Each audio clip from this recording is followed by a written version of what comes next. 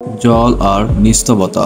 একটা শহর যেখানে রাস্তা নেই, আছে শুধু ঢেউয়ের শব্দ আর পুরনো ইটের ঘ্রাণ। একটা শহর যাকে বলে ভেনিস, পানির শহর। কিন্তু এই শহরের সৌন্দর্যের আড়ালে লুকিয়ে আছে শত বছরের রহস্য। আজ আমরা ঘুরে দেখব সেই শহর যাকে একসময় বলা হতো the city of masks. Venice তৈরি হয়েছে 118টি ছোট ছোট দ্বীপের উপর, কিন্তু কেউই জানে না প্রথম মানুষগুলো কেন এখানে এলো। জল আর কুয়াশার ঘেরাটোপে তারা গড়ে তুলেছিল এক অদ্ভুত জগৎ, যেখানে প্রতিটি গলির পিছনে লুকিয়ে আছে কোনো না কোনো গল্প।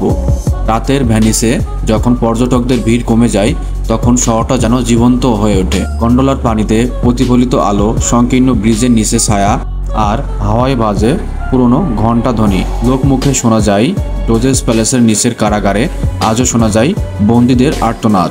আর রিয়ালটো ব্রিজের উপরে দাঁড়িয়ে কেউ নাকি অনুভব করে অদ্ভুত এক উপস্থিতি। প্রতি বছর কার্নিভাল অফ ভ্যানিসে মানুষ মুখোশ পরে বের হয় রাস্তায়।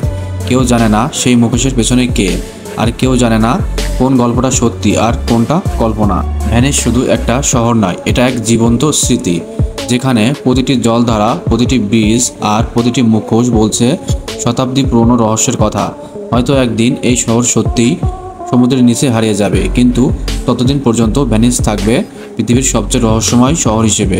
যদি ভিডিওটি ভালো লাগে তবে লাইক দিতে ভুলো না, আর কমেন্টে জানাও পরের রহস্য কোন শহরে জানতে চাও।